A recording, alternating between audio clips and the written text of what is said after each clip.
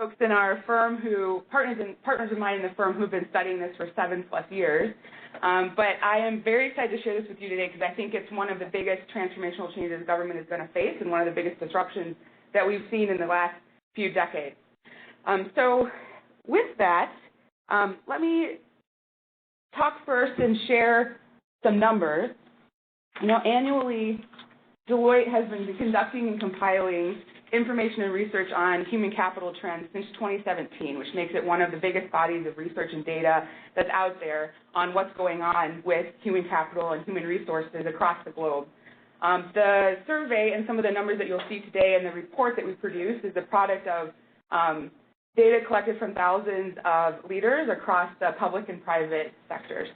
And so I want to start with these numbers, 81, 66, and 90. And now for the big reveal. 81% of our respondents this year in the 2019 Trends Report expect the use of AI to increase or significantly increase over the next 3 years.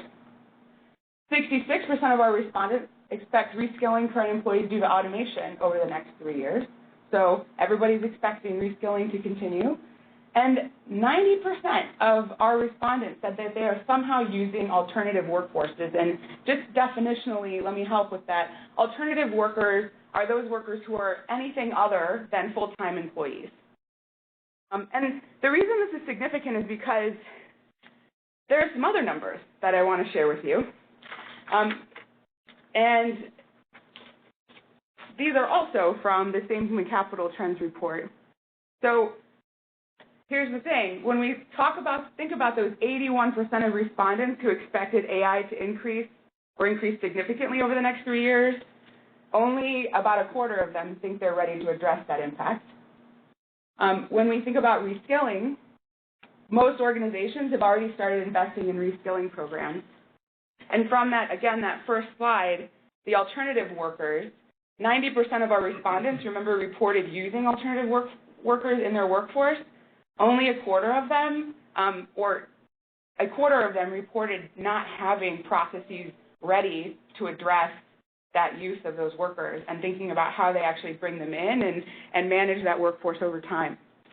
So what are we talking about? What are we thinking about when we actually say future of work, and what do we have in mind? I think it's important to understand what's going on, and more importantly, what we can do about it. It's important to recognize there are multiple converging trends that are happening right now. Right? Disruption due to technology and talent trends aren't actually new, but the speed and the pace of these changes are much more rapid and fast than they have ever been before. What we know is that technology runs faster than we do.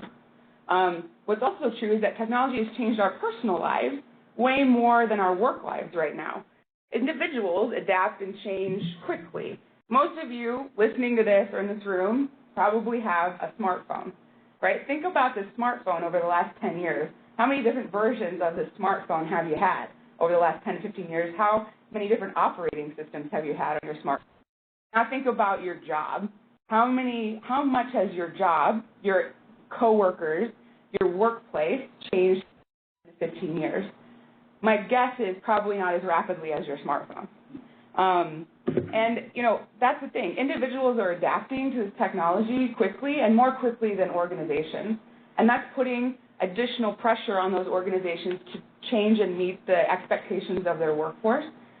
There's also, beyond public policy, thinking about how does society adapt to these changes and what effect does that have on organizations.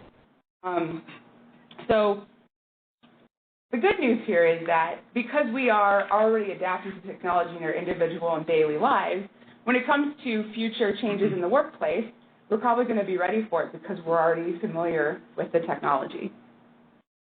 Let me talk about the forces that are causing this disruption.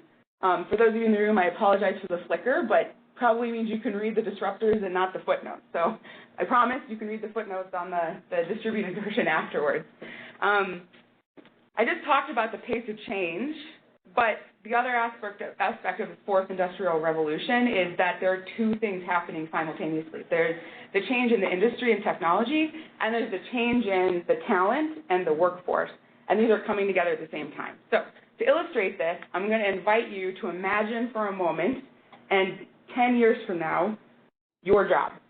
Yes, we can absolutely make this personal. If you'd like to close your eyes, that's fine, but like, just imagine your job and what that is going to look like in 10 years. People are living longer. Your colleagues are probably going to look different. Digital natives will be in the workforce. Technology will be ubiquitous, right? Virtual reality, Internet of Things, artificial intelligence, robots. 10 years from now, we're expecting all of this to be very present in the workforce.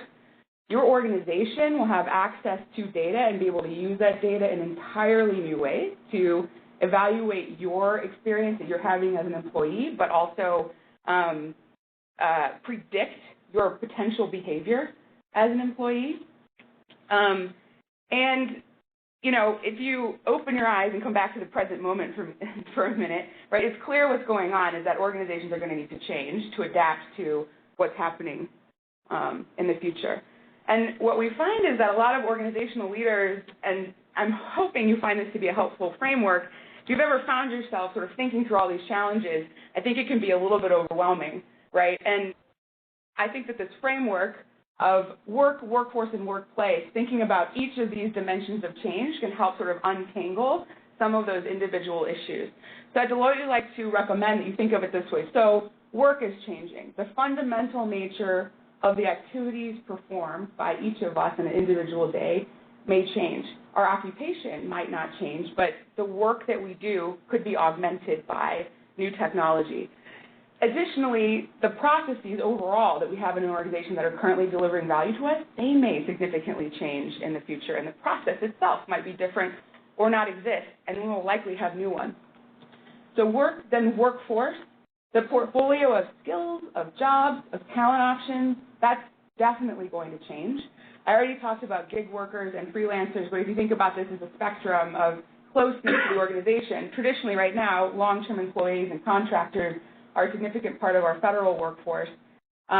There are more and more freelancers, gig workers, use of curated crowds. All of that is a dimension of this change. And then workplace. This is about the work environment, and it's not just the physical environment, it's also the culture, how people interact with each other, how we use technology to bring people together across disparate geographic locations. All of these three dimensions work together to point to what the future looks like, and I'm going to talk about each of these sort of individually on the next few slides. So we've all agreed work is changing. We see discussion of future of work everywhere, and a lot of what you hear is really disturbing. You hear robots are maybe taking all of our manual labor jobs. Artificial intelligence is going to replace white-collar workers' jobs. Everybody who's left is going to be some sort of contingent worker out there scrambling for the work that's left over. Basically, robot apocalypse. So Deloitte doesn't see things this way. And so the rest of this presentation hopefully offers you some alternative perspective to the doom and gloom of robot apocalypse. We see the future of work as people, fundamental human skills, fundamental human activities being augmented by technology. And that's what we're seeing in the trends right now. Truly, this is collaboration in a new way. It's augmenting what we do today, and in some cases, it's probably roles we can't imagine. So a few examples of this. On sort of the bookends, right, where you see a human manages a group of machines, so shepherding, some of these ways you collaborate with machines, or on the other side, replace. I just want to use the U.S. Postal Service as an example. You know, when we think of a human managing a group of machines, maybe that looks like Postal Service employees managing a fleet of autonomous vehicles. Right, on the other spectrum, replacing machines completely performing a task once done by humans. The Postal Service has been doing this for more than a decade with reading addresses. They process 18,000 pieces of mail an hour using technology and machines to do that, and they've been doing that for 10 years. So also some of these technological changes aren't new. A few more examples I want to provide just to get everybody thinking in public service context. When we think about augmentation or machines augmenting human work, consider a human services case study where you have child welfare caseworkers looking at a gigantic caseload, and machine intelligence helping determine or predict which of those cases might have a higher risk of childhood mortality, right? The machine can learn that cognitive intelligence, through machine learning, you can predict which cases carry a higher risk and flag those, and then the caseworker can spend more time on those high-risk cases, given, caseloads that are out there. That's the sort of thing we can do today.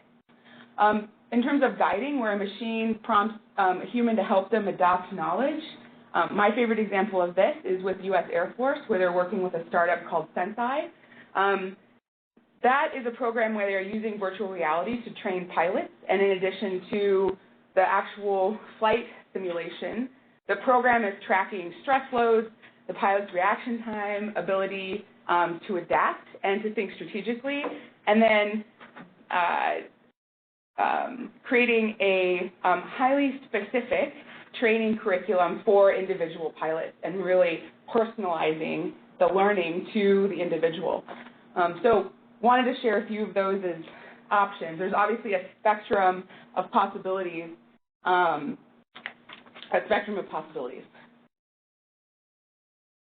We talked about work. Let's talk a little bit about skills. For those of you in this room, on this call, shortages are this is not new. There are only 10,000 artificial intelligence specialists in our workforce. Probably not enough given the trends that we've talked about already. There aren't enough data scientists. Cybersecurity world already sees this, right? There's 300,000 or more open jobs in the United States for cybersecurity, and the unemployment rate in that field is 0, right? There just are not enough people to fill all of the roles and responsibilities and requirements that organizations need. So, but there are opportunities in this, right? There's opportunities to upskill your existing talent, to think about changing the skill set or the way that people engage with each other, with the processes, with their actual colleagues. Organizations are starting to look for new talent based on capability and adaptability. So it's no longer, does this person have all the technical capabilities? It's, can this person learn the tech? Do they have, are they showing competencies around creativity, curiosity, ability to learn, ability to adapt? Like, that's what we're recruiting for, which is why you're seeing a lot more liberal arts students in technology fields. And then there's a focus on incorporating human skills into every everyday job, which, to go back to my robot apocalypse scenario, was another from a different angle you can look at this. Some of the research that was done at MIT, they were talking about looking at what kinds of jobs and activities are most likely to be moved to machines, and they used they call it the 3 Ds: dull, dangerous, and why am I forgetting the third D? Oh my gosh, that's ridiculous. Let me give you the third D. Yep. Where are you, third D? Dull, dirty, or dangerous. That was the third one, dirty or dangerous. Dull, dirty, or dangerous. So focusing on essentially these human skills, what are they? It's skills like communication, problem solving, analytical thinking, strategic thinking, self-development, collaboration and leadership. Some of those skills that we already talked through a little bit in the technology context apply here. And I think as you consider, for instance, the example of Agile sort of creeping out of the CIO space and into the rest of the organization, you can see some of this at work already. Think about Agile mindsets and that shift that we're seeing, right? From going from a project manager to a product manager, from architecture to a focus on experience and design, from being a specialized technologist to a business and technology co-creator. The 2018 Deloitte CIO survey focused on the top, resulted in showing that the top 3 most in-demand or growing skills are creativity, cognitive flexibility, and emotional intelligence in the technology field. Those are the ones that are most highly in demand out of the typical technology skills that we could have listed. And while I talked a little bit about there being sort of two answers to the robot apocalypse issue, one being the exact skills and work that we do day to day are actually, what may change is the work and the activity, not the entire occupation. The other aspect of this is the new jobs that will be created by technology. The ones that are listed on this slide are predominantly technology-enabled roles, things that we've done in the past that are now changing because technology is enhancing the work that we do. But you can also look back to history and think through, what we haven't even thought of here. This lists what we can think of, not what we haven't thought of. If you look back to the year 1900, the tourism industry didn't exist. We hadn't conceived of the transportation that we have today, yet now we have an entire industry focused on skills and activities that were based on advances in technology. So as we think about this revolution, there's likely to be a lot of jobs listed up here in the future that we don't even conceive of today. And the World Economic Forum actually estimated that 65% of the students who are entering school right now will be performing work in jobs that do not today exist. So that's pretty astounding, and I think the other side of this is we don't know how it will change, but we have seen it change and adapt before based on these disruptions.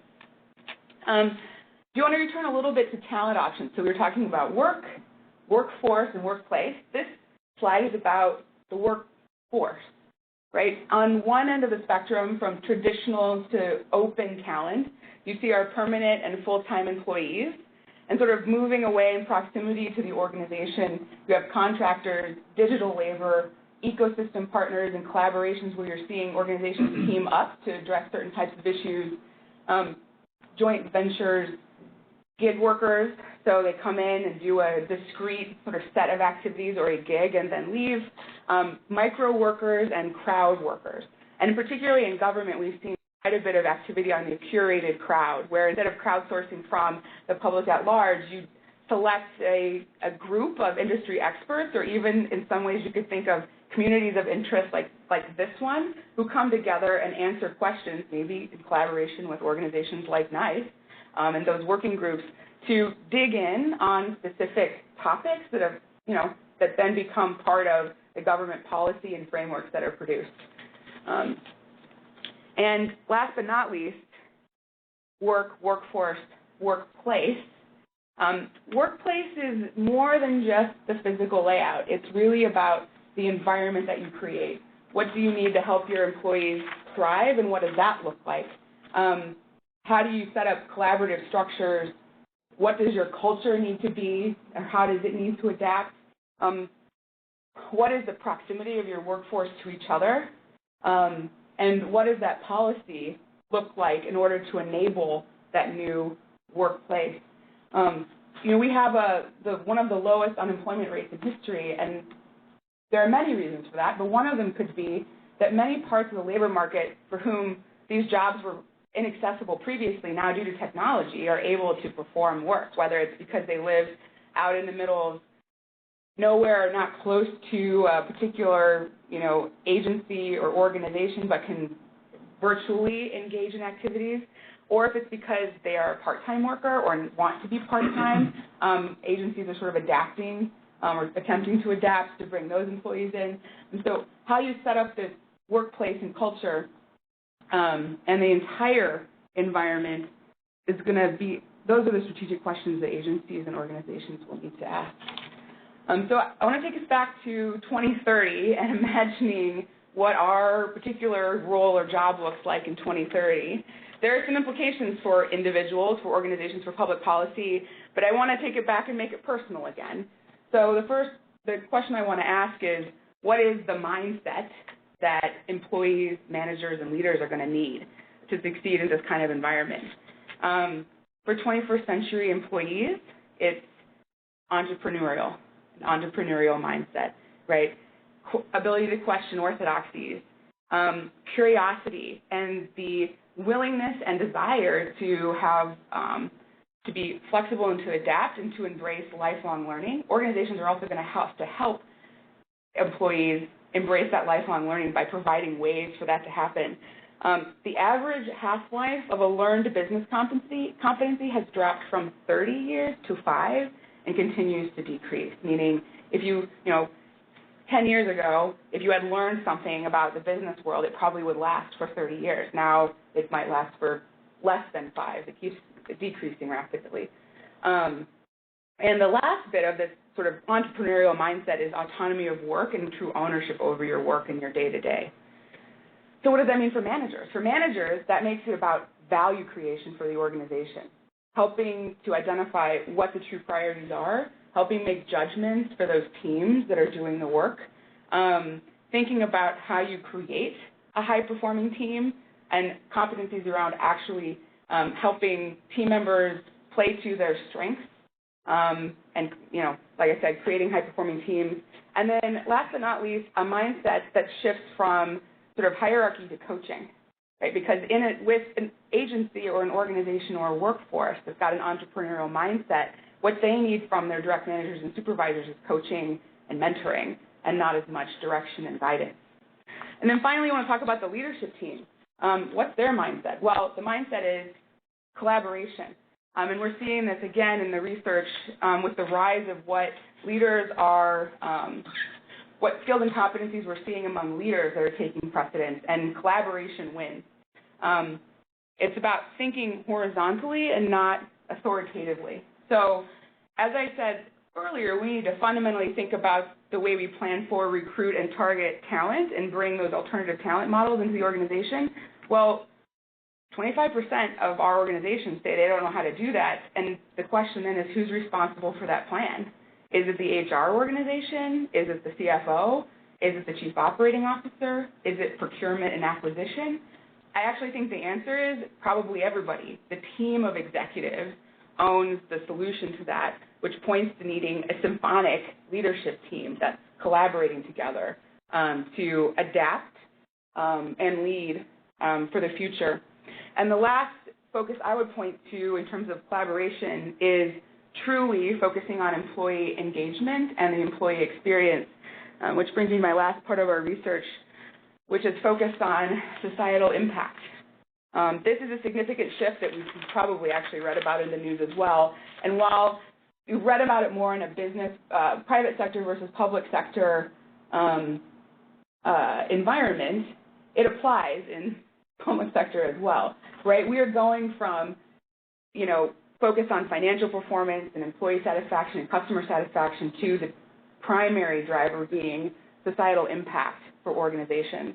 And at the individual level, in terms of what's most important to employees and engaging the future workforce, the focus is on purpose and meaning in the work that they're doing. Right? So this is actually all, again, good news for all of us, right? As an individual, I have to focus my time on my essentially human skills and adapting and developing and honing those. I want to do work that's purposeful and meaningful and not dull, dirty, or dangerous. As an organization, in terms of recruiting, on this, the government wins. Right? If you're an organizational leader making a connection between the work that an individual is doing and purpose and meaning, right, in the public sector context, fundamentally and definitionally, you're working on societal impact. You're not making a link. It is what you do every day. And that's when government, I think, really wins in the talent market. So I want to wrap this up with a quote on the broader sort of global perspective. Today's workers need an approach to the workplace like an athlete training for the Olympics, except you may not know what you're going to be competing in the future. More details on the trends research, the numbers that I shared with you today, and sort of a deep dive in each of these areas.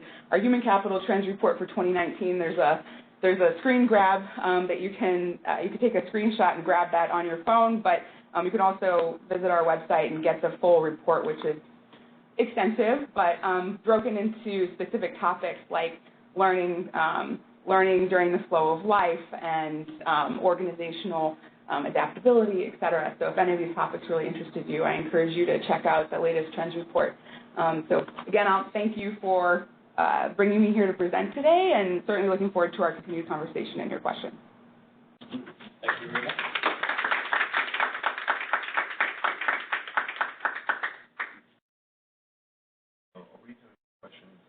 We're going to do questions at the end. Gotcha. So now, Bryan Hancock will give you his McKinsey perspective. And let's just switch this over to Bryan's presentation. Isn't that awesome? Perfect. So while we're getting it set up, thank you very much for having me and for having us. Future of work has been something that we've also been looking at. As many of you know, we have an economic think tank called the McKinsey Global Institute. It's staffed by economists that their goal is not for direct client service, but their goal is to conduct fundamental research on some of the big trends that are affecting society. One of the areas that the McKinsey Global Institute has looked at for a long time has been labor and workforce issues. And about 5 years ago, started to look pretty in-depth of what's really happening with the future of work.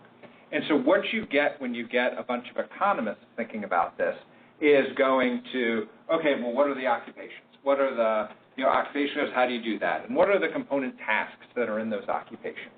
And what are the available technologies? And if you look at a task level, so you have the 800 and some occupations, you've got 2,000 component tasks. If you look at the task level, what is theoretically able to be automated using a set of existing technologies? And then how do you look at different adoption curves based on the cost it would take to do that? Real restrictions in terms of, what you're able to do since you can't eliminate parts of jobs. And from that, we published a series of reports on the future of work that started with the core economic analysis. Hey, what does it look like in the developed world? What does it look like in other parts of the world? As you might imagine, in the developed world, costs are higher for labor, so it makes more sense to substitute in some areas capital for labor, less so in the developing world. Then they said, well, okay, well, if that's happening, what about the skills? So we did a set of research on skill shifts that actually mirror much of what my colleague Deloitte just went through. So thank you, Sarah, for teeing it up. It went through the skill shift, and then most recently applied that at a community level. And so what we said is, well, the human capital stock looks different in Washington, D.C. than it does in San Francisco, than it does in Coahoma County, Mississippi. And when we're talking about future of work broadly, it also, there's certainly what's it mean for an individual, for a government agency, but also what does it mean for a community? And some of this is particularly relevant. I'm from Georgia, so as you think about Cyber Command coming down to Augusta, what's the workforce like in Augusta or the surrounding areas? Well, actually, as they're thinking about building up pieces there, that's a great engine for them because some of the other opportunities in Augusta and surrounding counties aren't awesome, right? And so thinking about how Georgia mobilizes with the government, with others to build that up is the kind of ways we think about matching, this research overall on future of work to what's happening in the community, then what's happening with particular talent segments where there may be particular excitement and interest for co-funding, for development, for bringing together all the folks in the ecosystem. So in this presentation, what we'll try to do is you'll definitely see our economist fingerprints over it. So I am not an economist by training, I'm a lawyer. And when we conduct the research, we partner with our economists and with the folks that do client service in the relevant areas. So I'm the lead partner that collaborates with our economists on all of our future of work research, more from the client service angle. But in this presentation, I love what we come up with together on the economist side. So we have a little bit of that depth too. If I see eyes glaze over, we'll move more quickly. All right, so first talk about some of the underlying trends. When we talk about automation AI, just on the next page, this is our version of the spectrum of technologies that go across. So similar display to Sarah, laying it across. Here are just some of the examples of when we talked about the economists looking at what's the available technologies, what does it mean? Computer vision, this indeed is being able to look at handwritten envelopes and pick out the codes. Also facial recognition, a number of other computer vision technologies. One of the cool ones is strawberry pickers. Have you seen this? In the field, strawberries have been right on the field for lack of labor. but it is super expensive to actually get the right labor, and super expensive to have the capital to have an automated picker. It's also super hard because if you get a machine that picks too ripe or too whatever, it really doesn't work. So you need a machine that can look at each strawberry and say, ready to pick or not, and go across the field. And they have them now. They're $1 million machines, but what the owners of the machines are doing are renting them out to farmers and saying, for the cost of what it would have been the army of people to come through your field, we'll rent you this machine. That machine is based on computer vision, being able to see, hey, is this one ready to be picked or not? So kind of a cool example. Natural language processing. One of my favorite examples here is in a warehouse. If your forklift breaks, what you used to have to do is park the forklift, call it in, or create a ticket, and now you can just say, hey, it's Bryan. Here's the problem I think I have, and it automatically dispatches the ticket and help is on the way without needing to enter it in. Not crazy, but something that is very helpful and practical. The other aspect of natural language processing is in many newspapers, the sports articles are actually written off of the equivalent of the box score. So you have automated programs that can look through it and actually create the narrative off of a set of data, in this case, a box score. So look for it. It's actually pretty spooky. Cognitive agents, so think about chatbots, think about other things where you can interact online. Robotics and autonomous vehicles, so robots in the robot sense. So again, if you think about my strawberry picker, that's a robot that has computer vision, but it's also robotics and robotic process automation. We've seen this in finance and other functions. And when the robots come, to Sarah's point, people are generally excited. And the reason they're excited is they hated doing all that manual work anyway. What they're doing is logging in, logging out of 20 different systems, aggregating, cleaning the data, and identifying, hey, here's the most interesting hard stuff I need you to look at. And so the finance person is like, great, all that admin stuff is done. And so generally when those types of RPA come through, folks are like, hey, this enables me to do what I'm paid to do, what I'm hired to do, what I think my job is, versus assembling a spreadsheet for 3 days. And then machine learning and deep learning, this could be in a government context, you're working for a satellite agency, and, processing the images has always been algorithms and has always been thinking about it. But when something breaks, when something doesn't go right, you've had a lot of human intervention. The more you get machine learning and deep learning, the less human intervention you have on some of the break-fix stuff.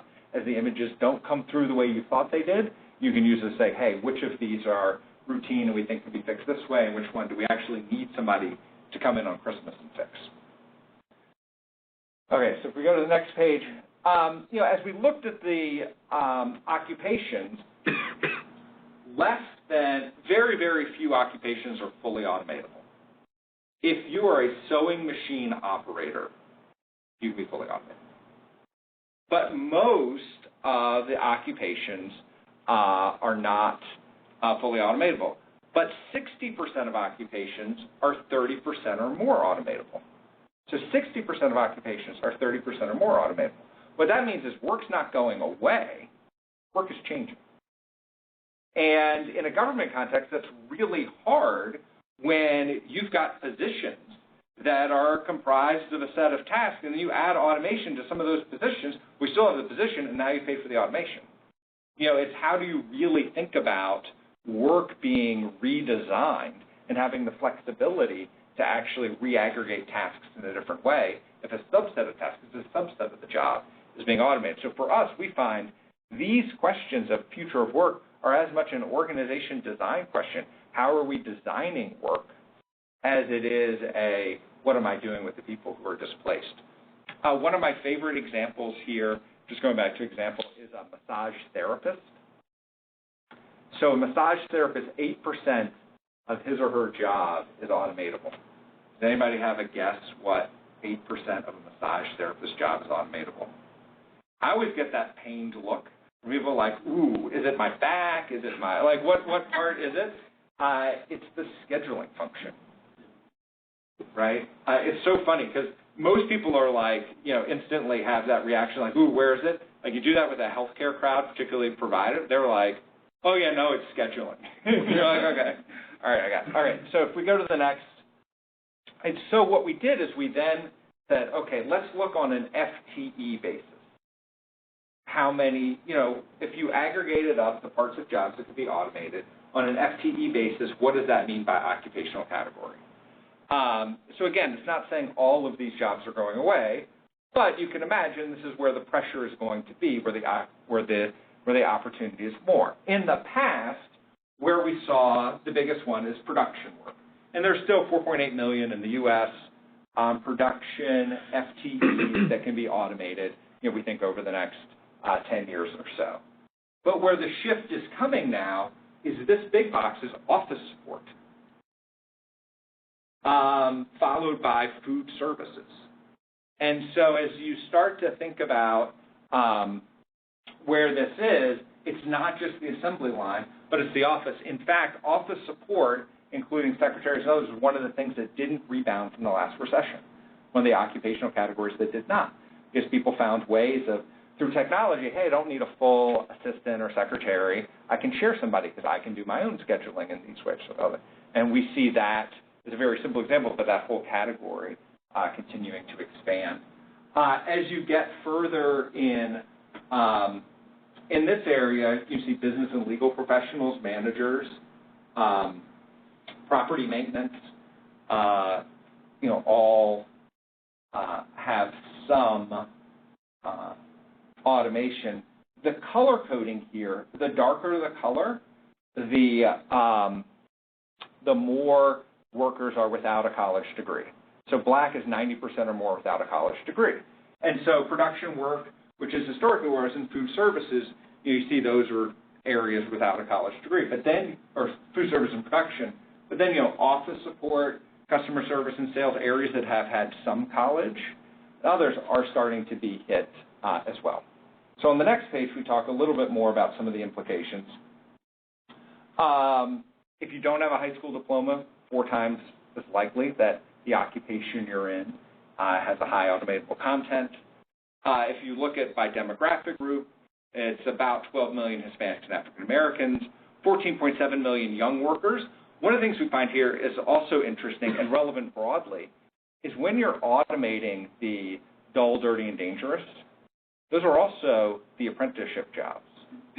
So I'm a lawyer by training. The way you used to learn how to be a litigator is somebody would back up a truck with a bunch of documents in it, and you would be assigned a case of documents, and you would read them for something that is remotely interesting. By the way, there's not much remotely interesting in there, so when you found something, you'd be really excited, and you would report that to a more senior associate who would aggregate all of the remotely interesting to the one truly interesting thing that came out of that truck that then goes to the partners presented at trial. Now all of that is automated. You have people that can scan the documents, can go through, but how do you learn what is interesting as a lawyer? How do you get the apprenticeship when law firms now have many fewer entry-level hiring classes because that work is now automated in a different way? How do you learn to be a good litigator? Same question of how do you learn to be a good store manager in a retail store if part of the dull stuff of checking out of stocks is done? How do you create the next ladder? You can see this in technology. You can see this a range of jobs. It actually impacts young people more than older people because the younger people, the dull, dirty, dangerous, those are entry-level learning apprenticeship jobs. And so I think there's a big challenge for companies, for government, for society more broadly, how we think about helping them up the career ladder. Go to the next chart. This isn't all doom and gloom to the point of there are going to be new jobs and new occupations. There are also within existing occupations where we see growth. So one of our reports is titled Jobs Lost, which we just talked about, and Jobs Gained. And so when you think about where the jobs gained are going to be, health professionals, STEM professionals, health aides, technology, and wellness, creatives and art management. When you automate the dull, dirty, and dangerous, what you're left with is truly human. And so the creative element comes through more, business and legal professionals, managers. The things that are going away, production work, food service, office support. We go to the next. So as part of this, we looked at what the skill mix was and how that was going to change in terms of a number of hours. There is still going to be a demand for physical and manual skills. And it's going to be close to where it is today in absolute hours, but as a share of the economy, as a share of hours, that's going to go down. Basic cognitive skills, so this is things like data entry, is going to go way down. Higher cognitive skills, we see an increase, but then social, emotional, and technological skills are the two areas where we see the biggest bump. Social, emotional, again, the truly human, to be able to manage other people, to be able to manage robots. I mean, I volunteered at a workforce development center that was helping people returning from prison kind of get jobs. And some of those folks have super social emotional skills, which got them in trouble in the first place. Some of them have not so good skills. And what you could do is you kind of lean on organizations and be like, hey, he's a good person or she's a good person, but not great around people. They'll put them in a tire warehouse. They'll find a job that, does that. Those jobs are in shorter supply, and most jobs now, even those with a physical component, even those with a technological component, has a social emotional component as well. We're seeing it in healthcare. We're seeing it across industries. Go to the next chart. So unsurprisingly, we also think lifelong learning is going to be critical. We think this base of technical knowledge and skills, which will change several times over the course of the career, the base of the pyramid, it's important to think about how those specific skills are changing. But to do that, you will have to be able to employ a higher degree of social and emotional skills and adaptability. And so we see this changing several times over the course of a career, or maybe even a decade, the technical skills and how you stay fresh. But we see a foundational level social emotional skills and building there, and then adaptability as really key components for the future. So that's a little bit of how we see work changing. The next section we talk about is this community angle. And I might go quickly through this, but I think it is an interesting view. So we, on the next page, have segmented every county in the U.S., all 3,150 some odd, 3,155 counties in the U.S., along with every metro area. And what we were doing is we were looking at how automatable are the jobs and how resilient is the community. Some of these communities have been on 80-year downward trajectories. Right, so Coahoma County, Mississippi is one example that as agriculture started to have some degree of automation, you had people migrating from that county, Mississippi, to Chicago. What was remaining is, pretty rough. So we looked at this. We said that there are 13 community architects. One of the things that stuck out to us as we looked at this is when you look at the country, it's not cities versus rural. It's not the coasts versus flyover country. There's a lot of diversity, even. So you take the state of Georgia, there are 7 different segments that exist within the state.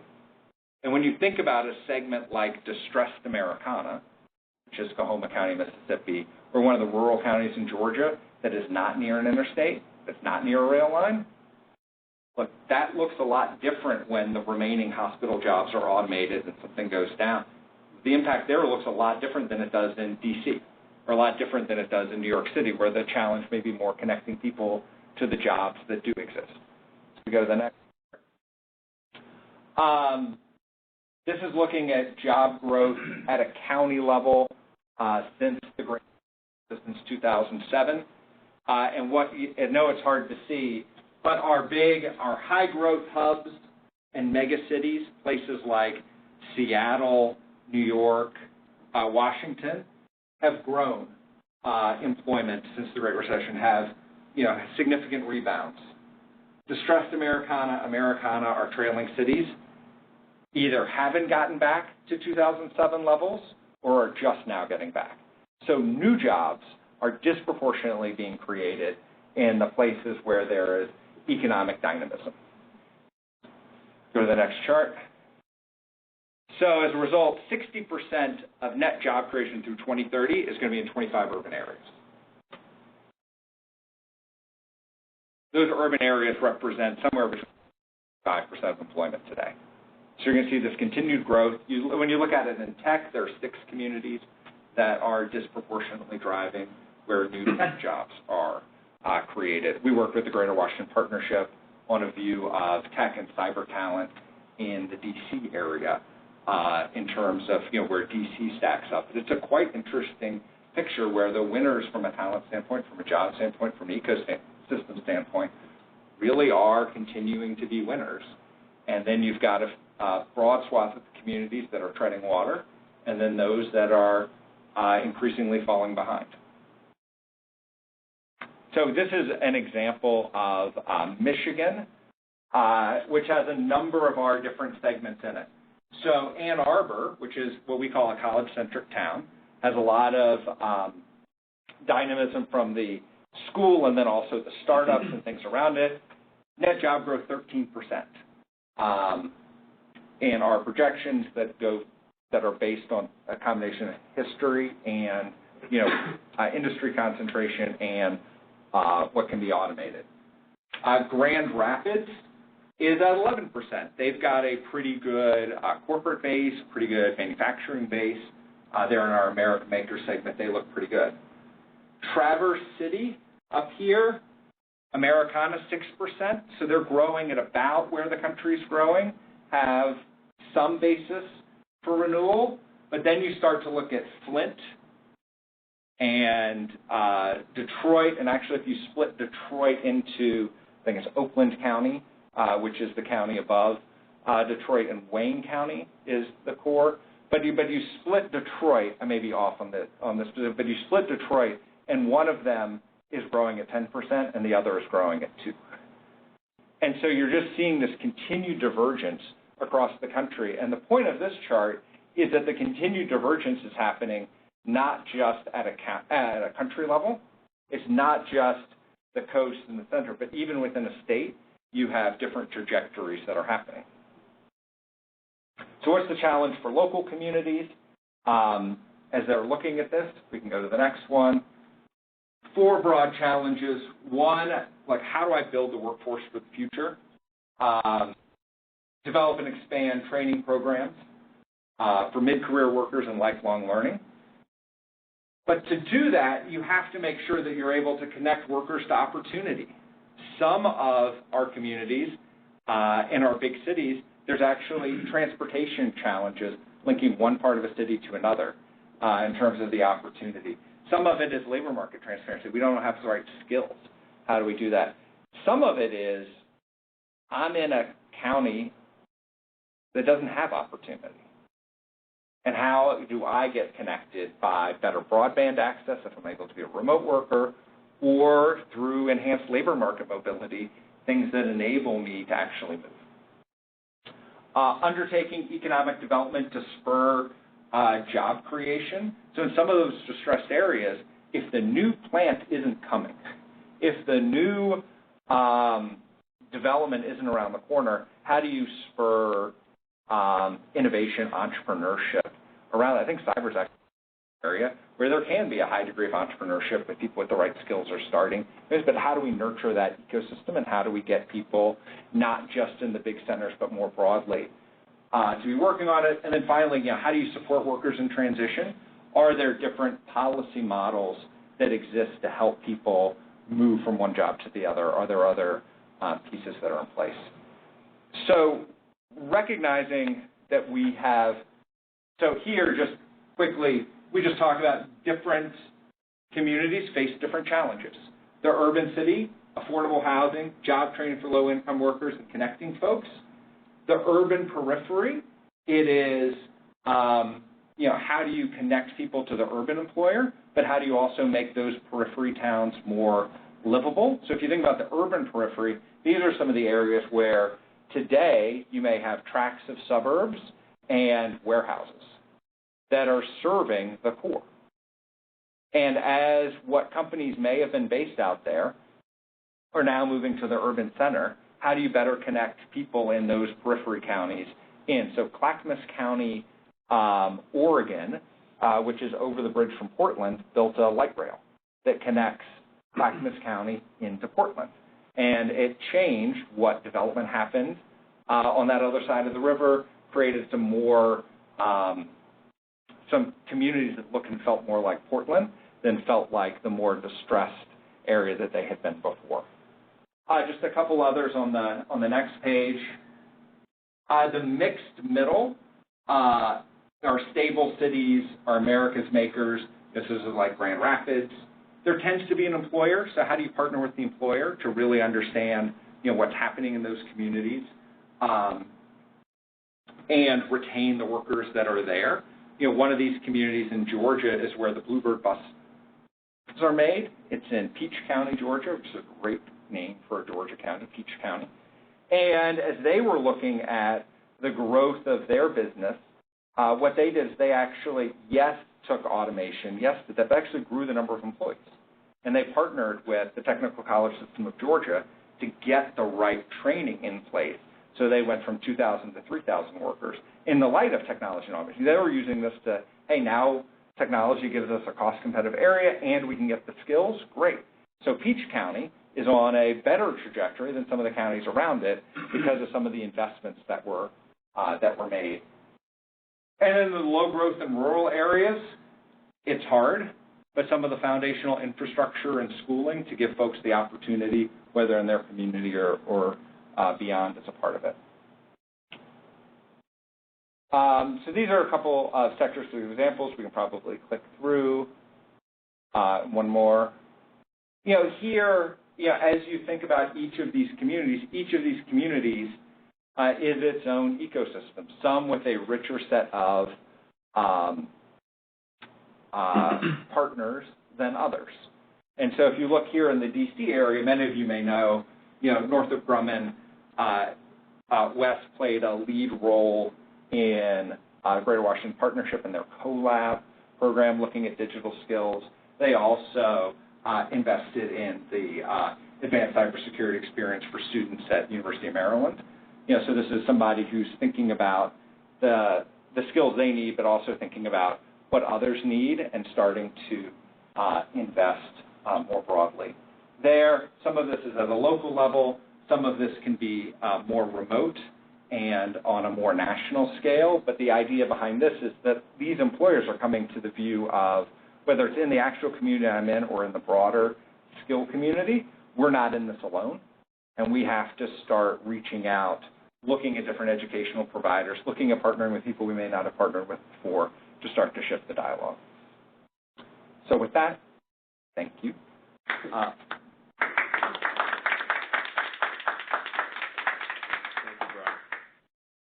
Well, Sarah and Bryan, thank you very much for your presentation. Sarah, if you want to come up here, actually, why don't we give you 2 chairs?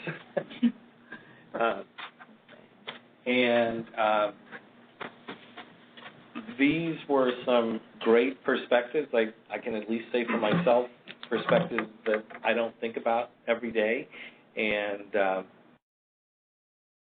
I'm certainly hoping that a number of the folks online, we didn't have a lot of government folks in the room today, but I think for some of the agencies that work with some of these concepts, there were a number registered, so I hope they were able to get the information online through the online presentation. This was some really great material, so thank you both for your organization developing the material and both of you for presenting it today. Let's go around the room. Are there any questions in the room for either of the presenters? Sir? So there's a lot of discussion on what about. And let me ask you to speak loudly so that people on the phone can hear your question. Yeah, or I may absolutely. So there's a lot of discussion right now around reform of civil service, right? Mm-hmm. So, but I've not been personally involved in those discussions. So I would ask you guys, what involvement has? Do you see any of this kind of input going to that reformation activity, or is it really just focused elsewhere? So NAPA published a couple reports, and one of their reports, No Time to Wait 2, which came out about 18 months ago, is focused on this theme. Is saying, given technology, given how the skills are changing, what are the changes that need to be made, including changes to the general schedule, including changes to how we conceive jobs. It was chaired by a number of folks from different policy schools, including Texas, and it's a super interesting report. So I would say what I've seen from the academic and research side is people starting to put these together to what the implications are. I can't comment on how that's being picked up within government and moving, but I do think that there are people in the ecosystem, for lack of a better word, that are thinking about applying this very specifically. Yeah, it's a bit challenging to answer highly specifically, but what I could say, I could point to a couple of different things that I think indicate that the answer is yes, government is really serious about this and incorporating it into the way they're moving ahead. So the first thing I would point to is if you look at sort of some of the open procurements that have come out from different agencies, Department of Homeland Security in particular, and I'm going to focus on the cyber workforce, I think it gives you a tangible example. They have actually developed a new performance system for the cybersecurity workforce. And as a part of what they've requested in looking for support to do that work is focused on new and different ways that reflect some of these emerging trends to do that among sort of civil government cybersecurity professionals. That new performance management system is intended to, once DHS has applied it to its own workforce, to be rolled out to other civilian agencies. And so that is an example where, policies have been changed to allow for more flexible work arrangements, to think differently about how employees enter and exit the workforce, and really with an eye toward recruiting differently for those positions. It's untested, but certainly a part of the policy considerations and program that they're standing up. The other, I guess, anecdotal point that I would reference is the president's budget for this year has a significant focus on reskilling and upskilling of the workforce broadly across the government, with really a push to invest in these sorts of changes, which are truly transformational in those systems of like performance management systems, recruiting, et cetera, across the federal government. So it's and I can't actually think of any client that I've met with who has not been asking these questions. Right? Obviously, there are lots of constraints, and there's a lot of creative thinking going on about how to sort of work within some constraints to address these trends. But it's absolutely a part of the conversation from CIOs, CHROs, and CFOs in particular. Yes, it's definitely a priority, at least what I've seen across the sector.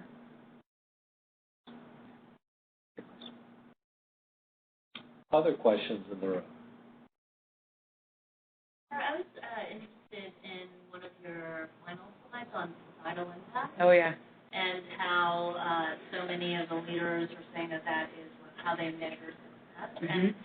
And I just wondered, is it part of, or are you seeing it become part of a performance metric?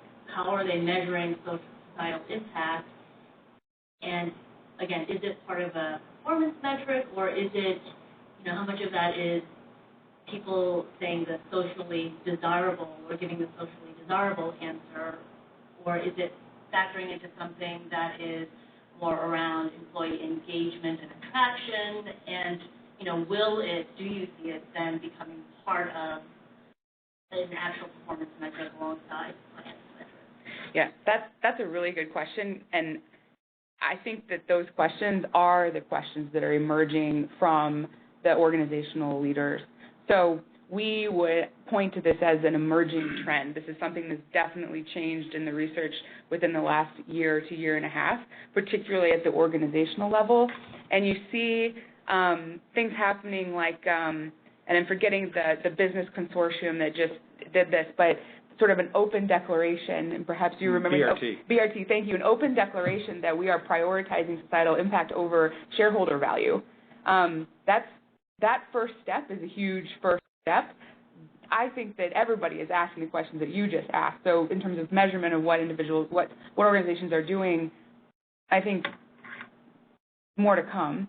On the employee engagement side, it is the case that more and more organizations are prioritizing employee experience, and that includes a number of touch points between an employee and an organization, whether it's performance management or recruiting, and that coaching and mentoring aspect of it. But that we are seeing more push toward a clear articulation and discussion of purpose and meaning in the work of everyday lives of employees, because that's what employees are prioritizing, even over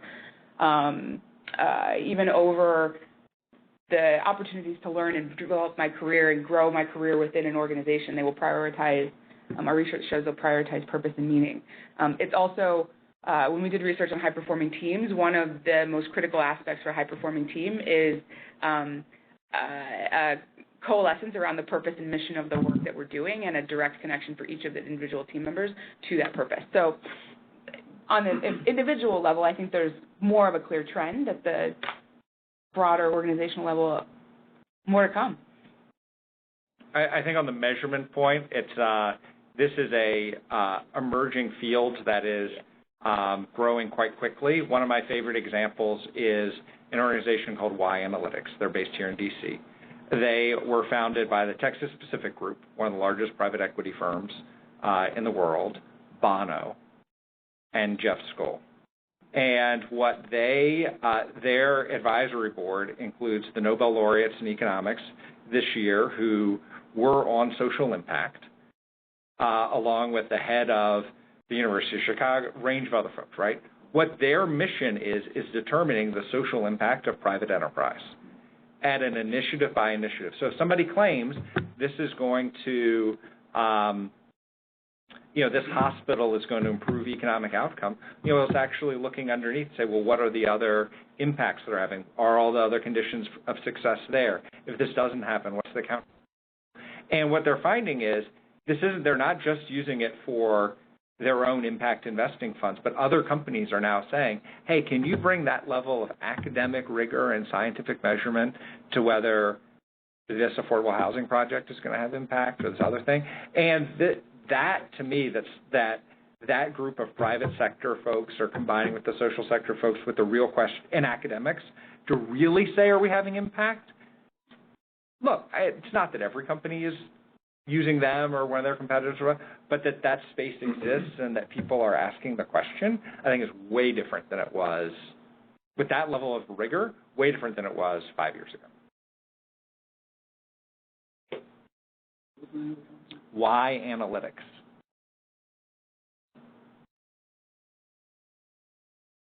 Other questions in the room? Well, I've got one, but I'm going to save mine and online. We've just unmuted the phone, so let me ask if anyone has a question for our speakers online.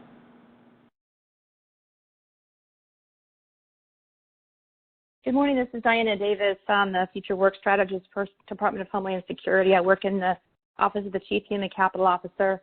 My question really might be more towards the government attendees than the private sector, and thank you very much for those presentations. As we have our leaders starting to think about the future of work and actually looking 10, 20 years down the road, they also have this perspective of, well, I only plan 5 years out, with the multi-year budgeting cycle.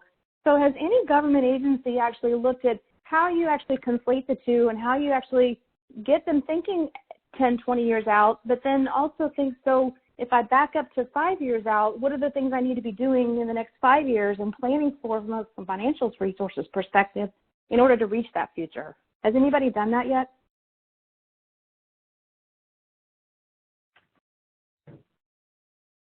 This is Andrew. I'm not one of the government counterparts, but for the COI, for our April event, the U.S. Coast Guard just released a study called Workforce 2040, and they're going to be talking about both the study and also applications and case studies that they're using within the Coast Guard to implement some of their findings and prepare for that. I was going to announce that at the beginning, and I think I forgot it as I was going through my agenda, but our April event will be around that, with the Coast Guard kind of presenting their findings and what they're doing, and we're actually looking to have that potentially as more of a workshop type hands-on effort in addition to kind of the panel event that we have as well. So more details will come, but that's my thought.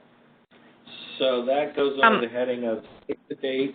That's the second Thursday in April. Yeah, and of course, anybody else that's doing other things, please talk, but I wanted to at least plug that because hopefully that could be beneficial for you.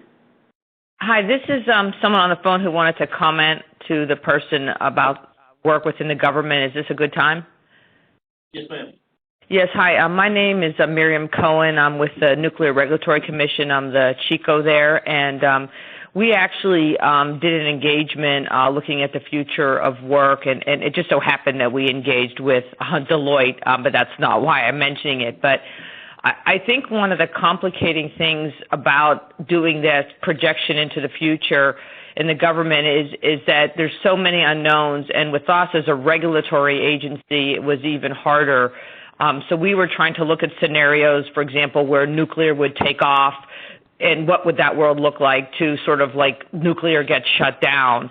And I think the thing that was really hard for us, and we had really good facilitators from Deloitte, is that we're not really good at sort of seeing what's down the road in 4 or 5 years, even looking at how technology is going to impact our jobs. And if you look at sort of the slides from this morning about jobs that we don't even know that are going to exist in 5 years, I think that compounds the problem, that along with how we budget. So I think that it's all a work in progress. I think taking the baby steps to just look out beyond 3 or 4 years is important, but it's very, very difficult. But I think it's worth the exercise so you know what you're up against. Thank you. Thank you.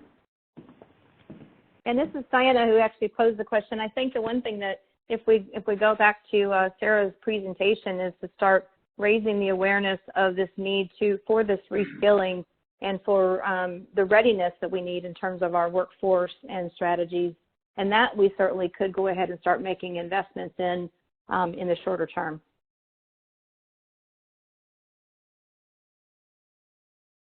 One thing that I found sometimes helps agencies tackle this in terms of a framework is an idea of zooming in and zooming out. So if you zoom in on your workforce needs for the next 2 to 3 years, you're focusing on some really tactical things that are also really important, like how do I recruit the right people in, what skill sets should I be recruiting for, et cetera. And it's a little bit simpler to answer those questions in the context of budgeting and in the context of what you know now. Zoom out looks more at the 5, 10, 15-year view and focuses on more, I would say, strategic planning and workforce planning, which to the point of raising awareness can be valuable as an organization, but also for workforce planning purposes. You can start that now, and it doesn't necessarily have a budget impact immediately, but you can start doing that planning now, thinking about how things will shift and preparing for those shifts, and then thinking about how you prepare your workforce. So the strategic planning can be done now as well, or at least a strategic direction.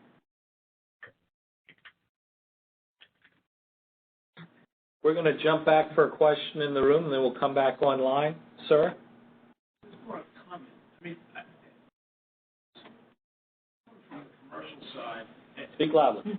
I was in government for a long time, retired SES. I run the commercial company. I do 99% commercial work. And I can tell you, even though our Fortune 500 customers are all looking at those 10-year projections, the human capital folks at our customers are not sitting around trying to figure out what their workforce will look like 10 years the government can plan even 2 or 3 years out on workforce. I don't think that puts you out of whack with at least from what I've seen with our commercial customers. Our commercial customers are definitely looking at those long trends, thinking about it, planning for them, and have the scenarios. And I agree with the NRC, but I don't see our commercial customers kind of trying to nail down human capital plans for like 10 years out. Like I don't think I don't want to speak for all of them. The majority of our big Fortune 500 companies that we work with, I don't think have 10-year projections on occupational skills at the kind of level you would need for budgeting. No, I think that's right, but what we are seeing is if there's a significant change to the mission or change to the customer, being able to model that out. So if you're a retailer and you're thinking through how much is going to be click and collect versus home delivery, and what are the options for click and collect versus home delivery versus store, and what's that mean for the footprint I need in a store, they are modeling through, okay, at a macro level, what do each of those scenarios mean because the consumer is changing? Or if the mission is changing, like the Nuclear Regulatory Commission is talking about, if nuclear goes big, therefore, we're going to need to apply in different areas. I think people are thinking that through and what the scenarios are implications, but to a budget line item to say, for anybody 10 years out, this is exactly where I think it is, I think you're right, we're not seeing that.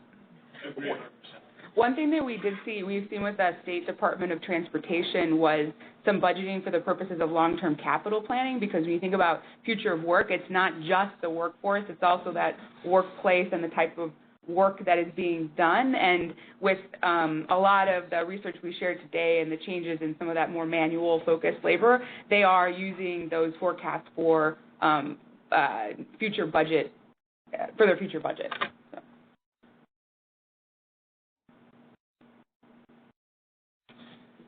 So back to the phone. Any additional questions from anyone who's on the phone?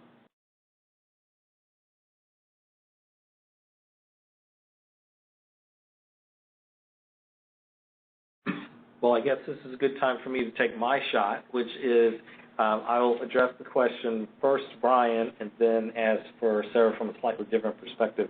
As I was looking at your slide with the various geographic entities and thinking both about specifically recently the competition for Amazon and the impact that it will have across the various communities in the Washington area, and then an article that I recently read in, I think it was the Wall Street Journal, and they were talking about the workplace and the work market around Charlotte, and then how that spills to the counties around, some of which are not in North Carolina, they're just across the line.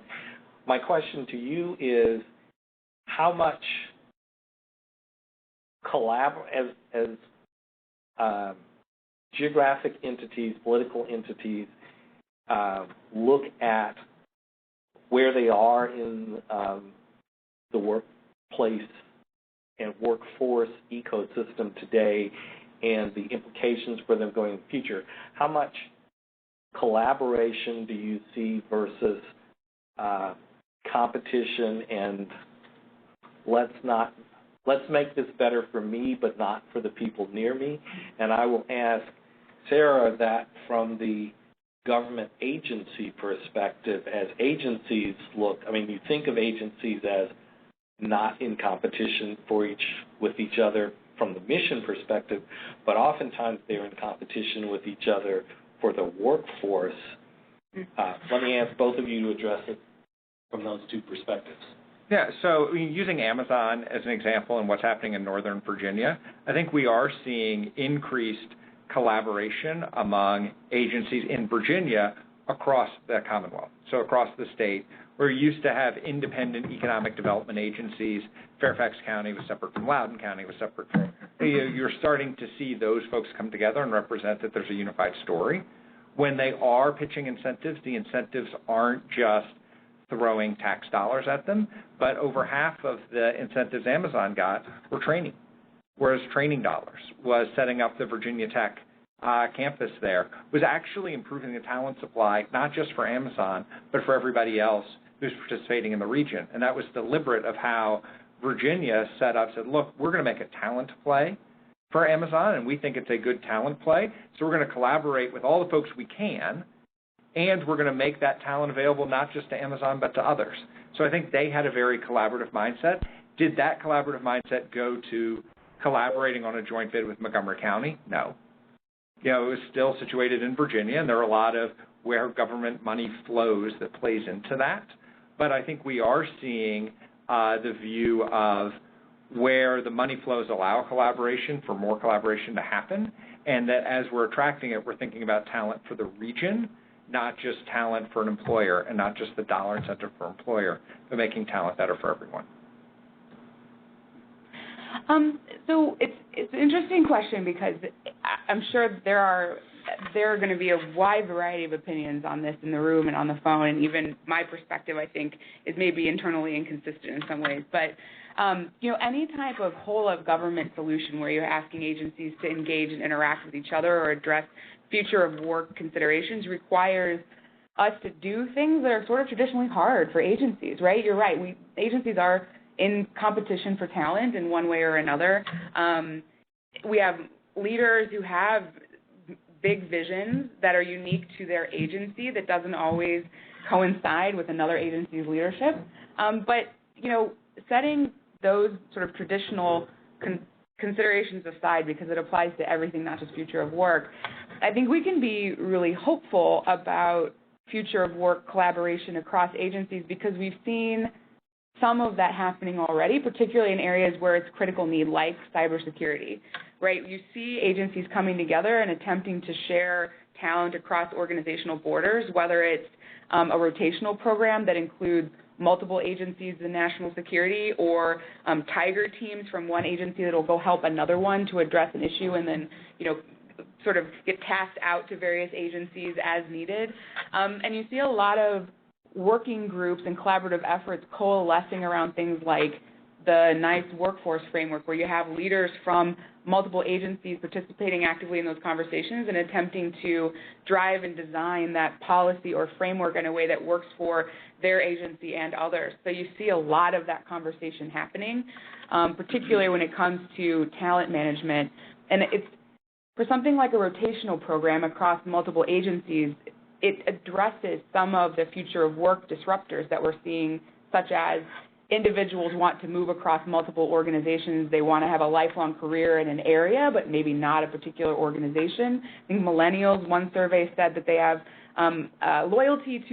they consider long-term loyalty to a particular employer to be 6 or 7 months, right? This is a different workforce that we're recruiting for, and so if you've got, I know, right, robot apocalypse, there it is again. But if we're addressing as a government and public sector these sorts of challenges, then it's going to require us to do that collaboration. And I think almost every organizational leader that I've spoken to in public sector recognizes that as well and is looking for ways to collaborate. So I actually think it's a good news story at the beginning, and we're at the beginning. One more shot for questions or comments in the room. One more shot for questions or comments on the phone. Well, I'm going to give our two speakers an opportunity if they have any last summary comments they'd like to make, and then we'll give you some quick recognition. Great. Just thank you for having us join. Enjoyed the conversation being here and look forward to joining as a participant in the future community of interest meetings. So thank you. I echo all of that, particularly the thank you for the conversation afterwards. I think the questions and the discussion have to be really thoughtful at this point, and it's obviously something that I'm personally very passionate about, and I think this is a great opportunity for the public sector and private sectors when it comes to future of work. So looking forward to continuing to participate in those conversations.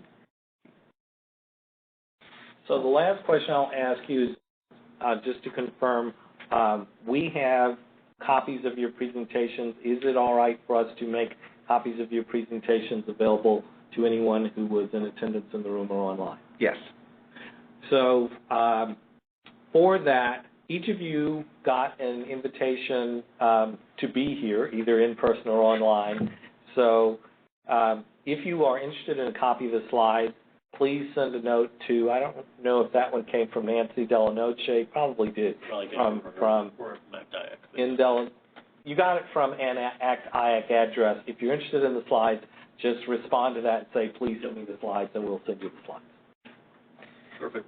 So next month's event is March 12th, which we'll be talking about, hey, how can we better use storytelling to solve the cybersecurity skills gap, to attract people in elementary school, high school, college, or in the workforce, because it's going to take all of that to, I think it was 2.8 million, 1.8 million. There's 1.8 by 2020. About 20. I've seen 3 million. But, hey, everybody knows there's a cybersecurity workforce gap. Like, hey, how can we tell the story about how cool cyber is, and how can you get people interested in that as another career path with it? And then the April event, I don't know the exact date, second Thursday in April, the 8th, will be Coast Guard speaking around their Workforce 2040, and we're going to try to make that like more of a hands-on kind of workshop type piece as well. And they're going to be giving background on their study and also how they're applying that with pilots and stuff within the organization as well. So thank you, everybody, for your time and attention in the room